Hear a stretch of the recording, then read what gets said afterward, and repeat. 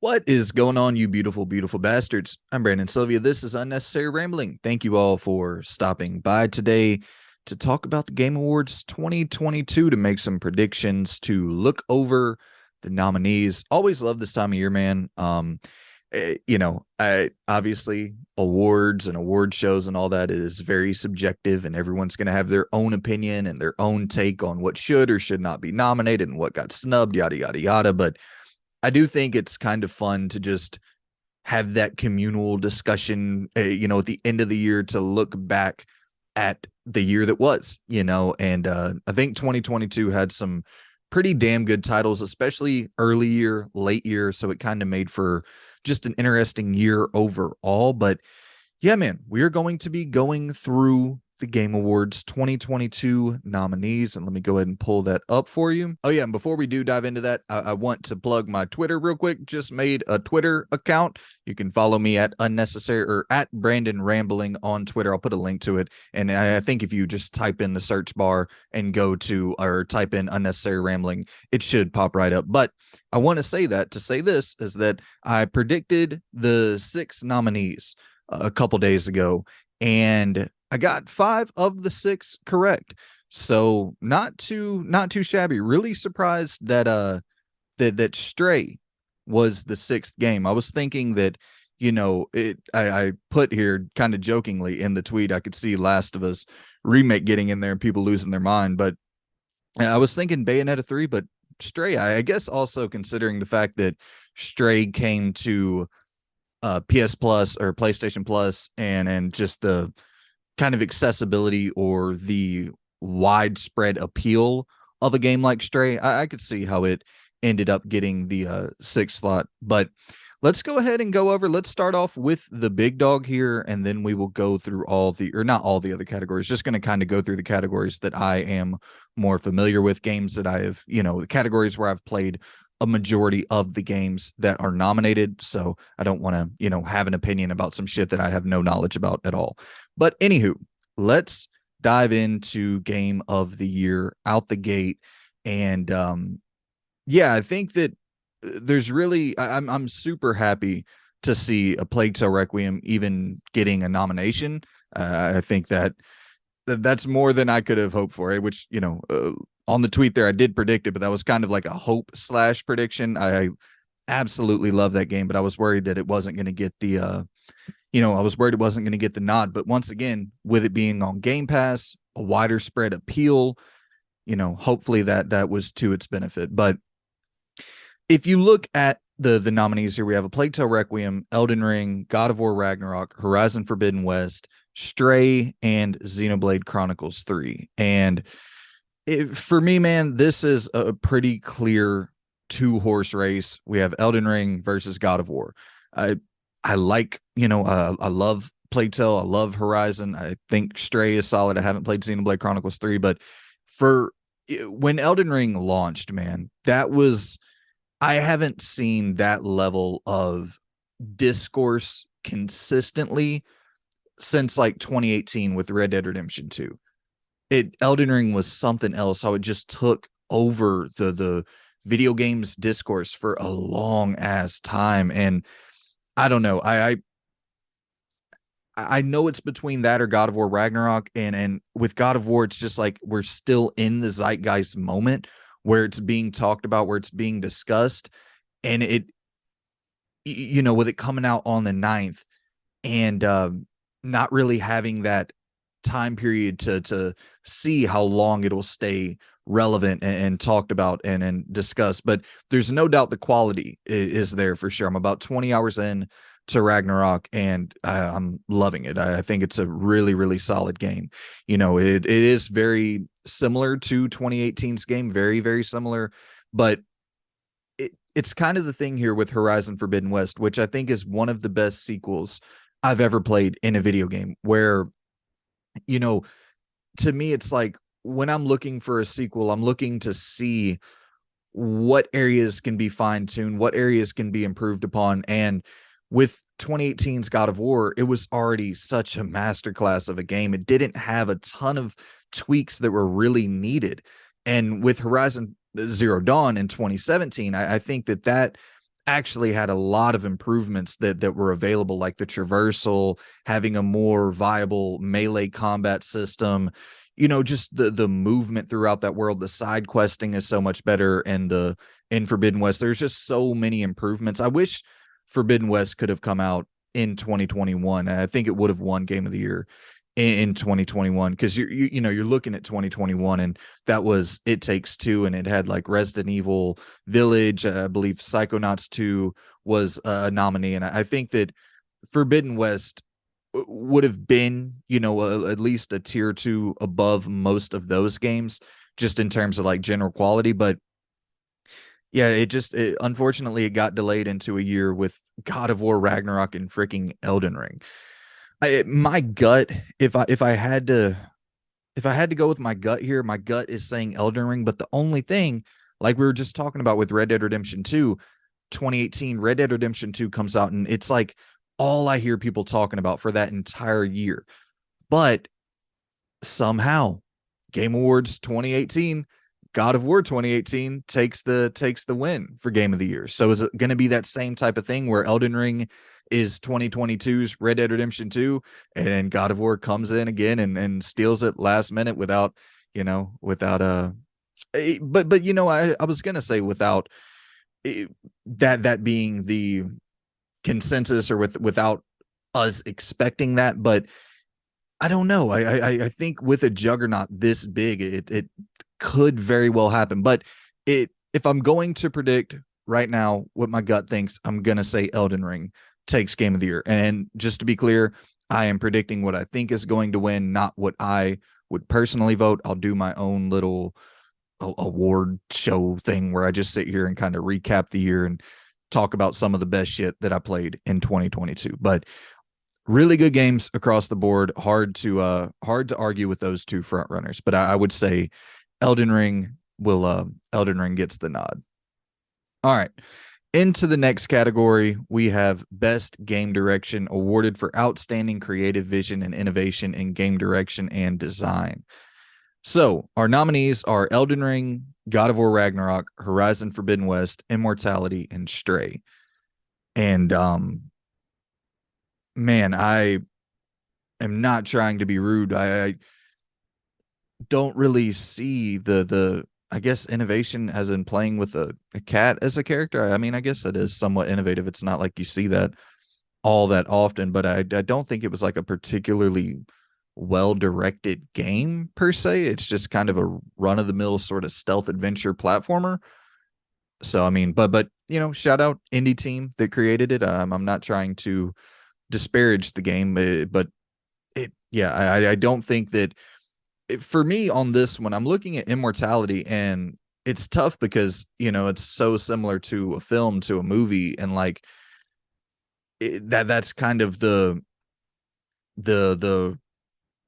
contentious argument that gets made quite often with these type of games, is like, is it more like you're directing a film, or is it more like you're directing a game? And I can see that argument. The only thing I would say, though, is that there's like 3 films going on simultaneously, and having to match this stuff up in a cohesive manner, and to be able, like, that rewind mechanic is so crucial for Immortality, for it to really pay off and to leave a lasting impression. So I don't think it will get it, but damn, man, I think in terms of being a well-directed experience, absolutely, it's one of the most well-directed experiences I've ever played in a game. It's just incredible that they were able to match up all those different storylines and have it come together with a cohesive arc. Just truly incredible game direction.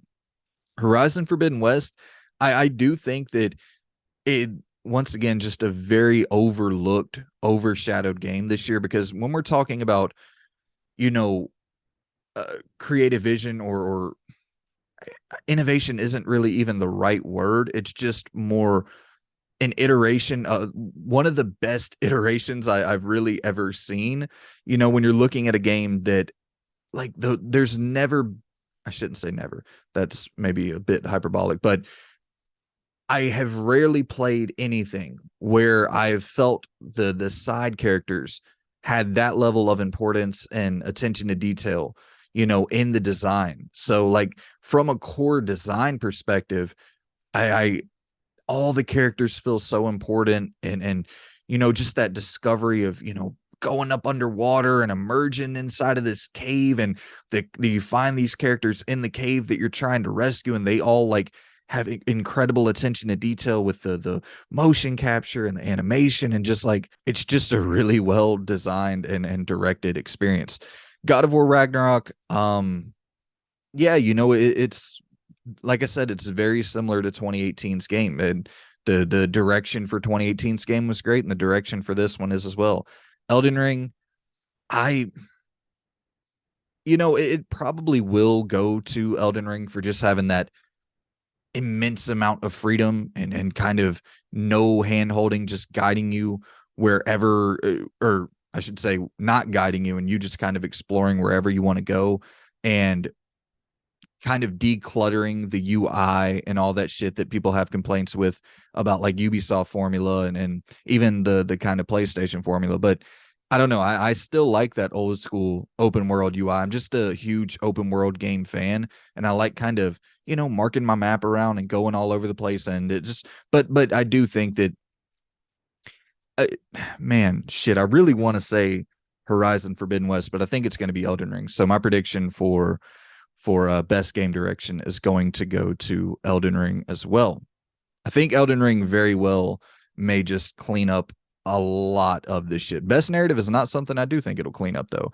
For best narrative, for outstanding storytelling and narrative development in a game, A Plague Tale Requiem, Elden Ring, God of War Ragnarok, Horizon Forbidden West, and Immortality. This is either A Plague Tale or Immortality, full stop. Like, without a shadow of a doubt, this has to go to one of those two games. A Plague Tale Requiem, just a fantastic nail biter from start to end. Incredible, incredible journey, and just we'll talk about the performances later on, because I believe both Amicia and Hugo's voice actor were nominated for best performance, and justifiably so. Incredible, incredible performance. But I think Immortality, it's just kind of that same thing where it's a FMV game, and immediately when people hear FMV game, they kind of just turn away from it. And I don't feel like it ever captured the public in the same way that Requiem did. I could be wrong on that, but and also you're talking about critics who, I think they have to, or at least a lot of these outlets, they kind of have to play everything. And I think if you do jump into Immortality, it's going to grab you.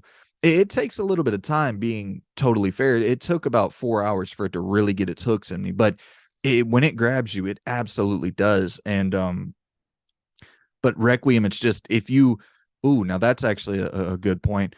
Requiem is a sequel, and you would have to play the first game to really get the full impact of the story. So for anybody who didn't play the first game, it's not really going to resonate with you quite the same.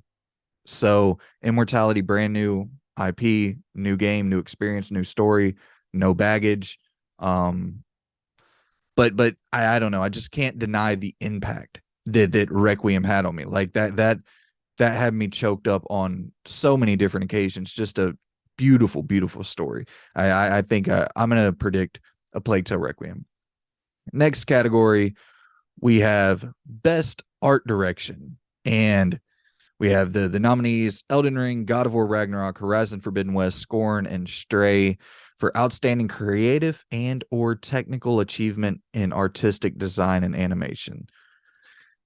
I think that this is, I mean, you would have to think Scorn, the Geiger HP Lovecraftian inspiration, and really bringing that to life in video game form. I still need to dive into Scorn more. I jumped into it for like 45 minutes, and there was too much other shit going on at the time for me to really sit there and let that marinate and click with me. I didn't give it enough time, and that's totally my fault. But even from just looking at the world for the 45 minutes I was in there, I was like, this is some of the most grotesque, just very surreal, very like, almost fluid. Like it's hard to even explain.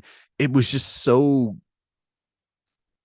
gory's not even the right word. I can't really pinpoint the word I'm trying to look for. Everything just felt slippery and fluid and kind of just gross and sticky. Like it just had such a creepy aura and a creepy vibe to it. And you know, the body horror that is just on display here is very very different and fully lived up to its creative intent. You know, it sought out what it wanted to be, and they absolutely, you know, they absolutely nailed it. So I think for best art direction, I mean, Stray, you know, could be a candidate as well with those kind of neon dystopic cities that you're overlooking as you're kind of platforming from building to building, and you're looking down and there's like this, you know, just dystopic neon cyberpunky futuristic setting down below you. And even the cat was decently well designed and shit. So I don't know, like I said, there's things in Horizon Forbidden West that blew me away with the design and animation and all that, but I think I would have to go with Scorn just for nailing, having like a specific intent, a specific artistic intent, and just nailing it full stop. So yeah, I would have to go Scorn on that. Okay, now let's skip over to best performance, awarded to an individual for voice over acting, motion, and or performance capture. So our nominees are Ashley Birch in Horizon Forbidden West as Aloy, Charlotte McBurney in A Plague Tale Requiem as Amicia, Christopher Judge in God of War Ragnarok as Kratos, Immortality or Manon Gage in Immortality as Marissa Marcel, and God of War Ragnarok Sunny Suljic for Atreus. So these are our nominees for best performance. And right off the bat, I do think Ashley Birch killed it as Aloy, but I think she killed it in 2017. Like I think her 2017 performance was quite a bit better, in my opinion. And it's not to say that it's necessarily her performance as the fault here. It's just I think the writing was a lot better in 2017. It was a lot cleaner. It felt like a cleaner experience. Where Forbidden West was just so murky, and I don't know. I loved everything about Forbidden West except the story. The story just did not click with me the same way that 2017's Horizon clicked with me. But still a great performance. But let's mark that off. To me, this is for sure coming down to either Charlotte McBurney or, damn, I mean, Manon Gage absolutely killed it. Oh shit. I thought Hugo was nominated. Am I crazy? Oh damn. Well, that really fucking blows, man. Hugo was incredible. The actor who played Hugo was incredible in Requiem. That kind of blows. But we still got some great nominees here. I think I would have to either go between Manon Gage or Charlotte McBurney for best performance. Damn it. I do think that A Plague Tale Requiem, it's that 1-2 punch of Amicia and Hugo together. It's kind of hard to see like one without the other.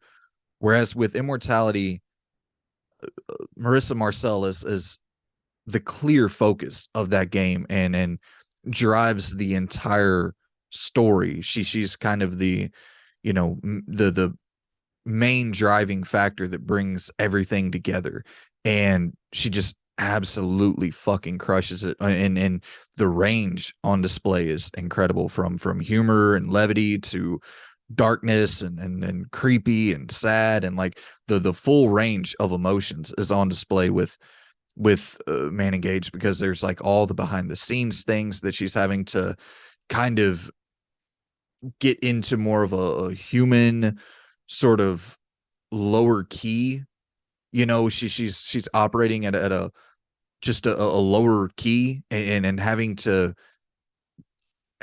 be convincing in just a normal day-to-day interaction. But then when she's entering into her performance roles, when she's actually acting on set, it's a totally different character that she's having to play. And there's these three different films where she's playing these three different characters and she's having to swap in and out of all those roles on the fly.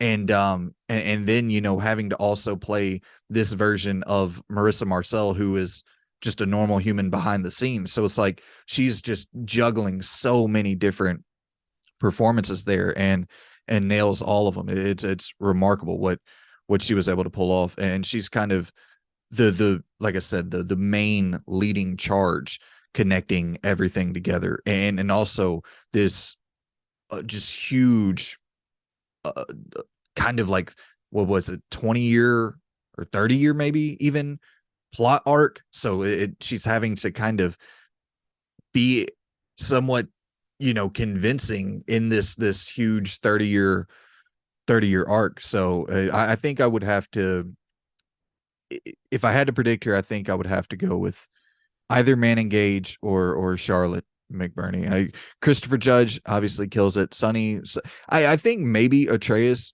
could get the nod here because his performance is utilized a lot more in Ragnarok than it is in 2018's game, or at least it feels that way to me. It does feel like it's kind of going towards Atreus as the predominant focus for the story here.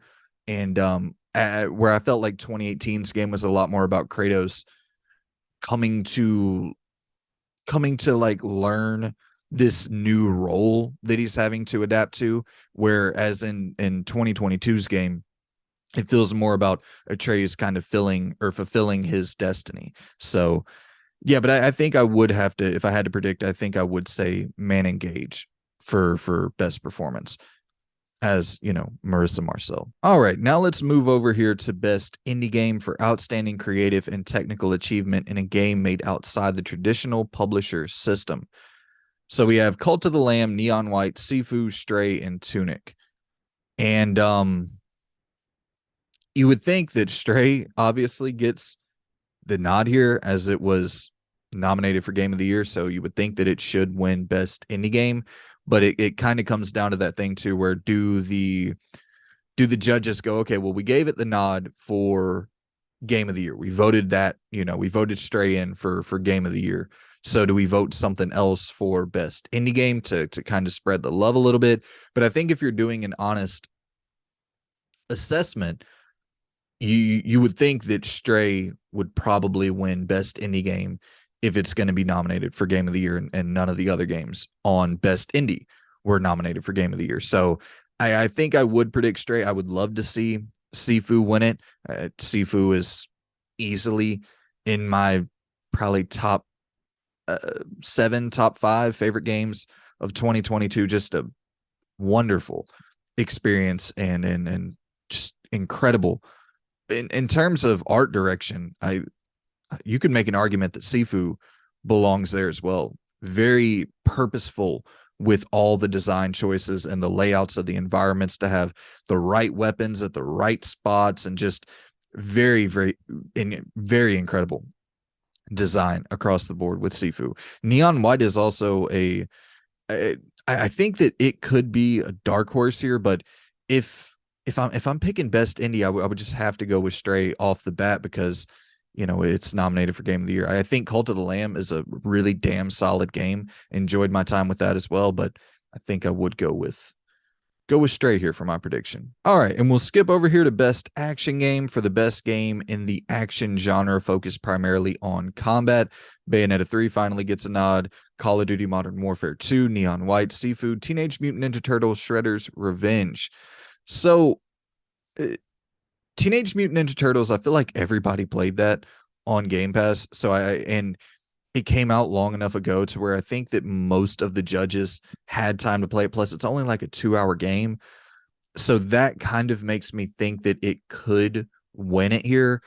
And Sifu's just really, really challenging. But to be fair, Sekiro won Game of the Year in 2019. And I mean, talk about a fucking challenging game, and the praise that Elden Ring got across the board when it released. So like, I don't know if difficulty is going to be something that prevents Sifu from winning here. And I think if we're just honestly looking at best action game, it's really hard for me to see something other than Sifu in terms of like, obviously you can't objectively analyze any of this stuff, but damn man, Sifu is about as close to a perfect action game as I've ever really played. Bayonetta 3 is incredible, and I I do think that Bayonetta 1 and 2, the overall combat feels better to me personally, just because the demon summons or whatever, the kaiju, like it I just think that that slows down the game in Bayonetta 3 more than the first two, where the first two, it's all about, controlling Bayonetta, and that fluid kind of, the witch time, and just it's nonstop fast paced. But there's no doubt that there's moments in Bayonetta 3, like the War of the Monsters, kind of Godzilla style fucking battles and shit. Like there's some really, really cool things going on in Bayonetta 3. But I do think the actual moment to moment, the demon summoning thing just slows down the pace a little bit. And also it felt like more of a puzzly game. Bayonetta 3, it felt more puzzle centric than any of the other games, and that kind of took away from some of that like high octane, constantly moving boss rush sort of, you know, uh action game feel. Not to say it's still 100% an action game through and through. I'm not saying it doesn't deserve to be here. It definitely does. But I think I will predict, I think I'm going to say Sifu here. Maybe that's just me being a little bit biased and wanting Sifu to win, but I think it's either going to come down to Sifu or Teenage Mutant Ninja Turtles Shredder's Revenge, just in terms of Shredder's Revenge being totally accessible, 2 hours to beat. You can play it on Game Pass. I could see that getting the nod just because it's probably been played by pretty much everybody who's voting on this. Neon White, another one. Like I said, I think that could be a dark horse. I want to fucking play that game, man. I don't want to play it on the Switch. So hopefully it comes to PS5 and Series X sometime soon. Okay, on into Best Action Adventure. For the Best Action Adventure game combining combat with traversal and puzzle solving, A Plague Tale Requiem, God of War Ragnarok, Horizon Forbidden West, Stray, and Tunic are the nominees.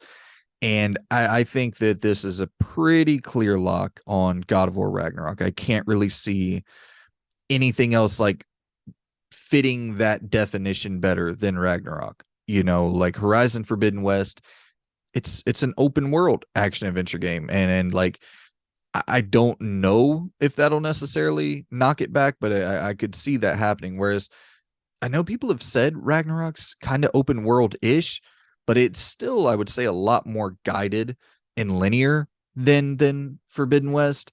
Stray, I would have a hard time seeing Stray get it over Ragnarok. Tunic is definitely, in that old school Zelda vein, but I have a hard time seeing anything get best action adventure over Ragnarok, because with Plague Tale Requiem, you're looking at the combat, and the combat's just not ever, it's better, but it's still not ever great on the level of something like a God of War Ragnarok. I think the adventuring and the puzzle solving and traversal is all fine, but the combat is not great at all. And for this category, you're having to look at, combat, adventuring, puzzle solving, traversal. So like, I just think that yeah, I would have to predict that Ragnarok takes best action adventure for sure. All right, and we'll skip over here to best debut indie game. For the best debut game created by a new independent studio, we have Neon White, Norco, Stray, Tunic, and Vampire Survivors for the nominees. And once again, it would be hard to see anything other than Stray getting this, if we're being just totally realistic here. It took the nominee for one of the six slots for GOTY. So I would think Stray here. I really want to play friggin' Norco. I don't know what happened with it. It was supposed to get a console port, and it got like indefinitely delayed, and I haven't heard any news or any information as to like when this release is supposed to hit for consoles. So that kind of blows, because I really do want to play it. That sort of Disco Elysium inspired, kind of game, especially with Louisiana as the backdrop and everything. I for sure want to check it out, but I don't know. Neon White, like I said, another one that I is for sure a dark horse, and I could see, but I would have to predict Stray here. It just it doesn't if Stray wasn't here, this would be a little bit more compelling, but it's hard to I think Stray should win best indie and best debut indie if it's nominated for game of the year. So yeah, I would have to predict Stray. All right, and then next up we have most anticipated game, recognizing an announced game that has demonstrably illustrated potential to push the gaming medium forward. That's quite the sentence. All right, so the nominees are Final Fantasy 16, Hogwarts Legacy, Resident Evil 4, Starfield, The Legend of Zelda: Tears of the Kingdom. And I would think this is going to come down to either Zelda or Starfield.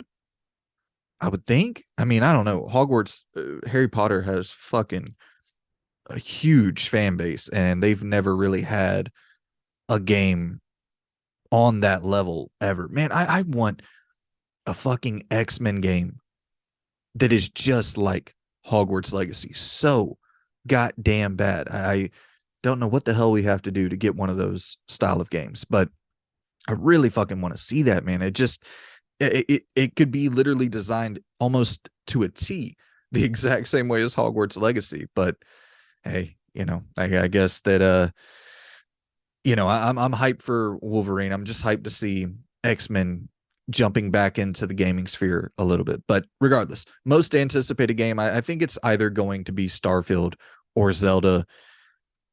It's just hard to Zelda is such a humongous franchise, and no matter what it does, no matter where it's at, no matter what state it's in, I just think people lose their mind over Zelda. And similar to like we're talking about with Elden Ring and Red Dead Redemption 2, Breath of the Wild had that same kind of effect, once again to the detriment of Horizon Zero Dawn. Just horrible timing for Guerrilla, 2017 in there in the mix with Breath of the Wild. 2022 they're now in the mix with Ragnarok and Elden Ring. Could not pick worse timing for a release. But I just think that Zelda, I think it will be Zelda for most anticipated game. I'm predicting that Zelda takes the cake here. But damn, man, we're looking at a really solid 2023, especially with Hogwarts Legacy. That is a lock to release in 2023, even if it gets delayed, because right now I believe it's a February launch. So even if it gets delayed a couple months, we're still getting that in 2023. Resident Evil 4, I believe that's March, sometime in March. So like that's you already know that Capcom they're gonna drop Resident Evil 4. That's a lock to come out. Final Fantasy 16, I would think that probably drops in 2023. We've seen quite a bit of gameplay on that. Zelda and Starfield, I think that the two games that are the most anticipated are the two most likely to not release next year. With Zelda, it does have a lock for May right now, which leaves you a little bit more optimistic. With Starfield, the Xbox sort of E3 event, or the Xbox Bethesda showcase, everything that was announced there was supposed to come out within the next year. So that showcase was in June. So presumably Starfield should be here by June 2023. I don't think any of us really believe that, but man, I cannot wait to fucking check that game out. I'm so hyped to dive into Starfield. And even if it does get delayed until holiday, which I think is probably a safe assumption, I cannot wait to play that game. But in terms of the people voting on this, I think that Zelda will Legend of Zelda: Tears of the Kingdom will win most anticipated. All right, my good people. So that is going to wrap up my predictions for 2022's Game Awards. I'm not going to dive into best RPG or like best music and score and all that shit. For music and score,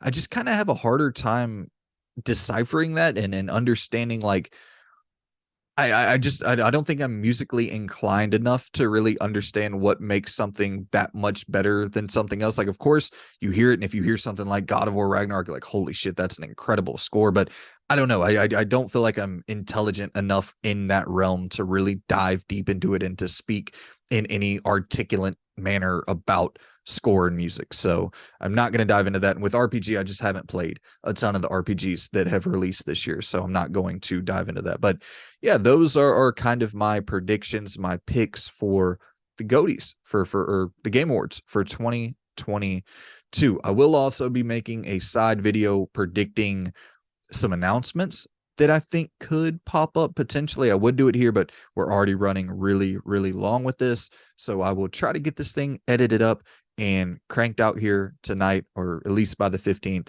so that so you guys can have some content to watch.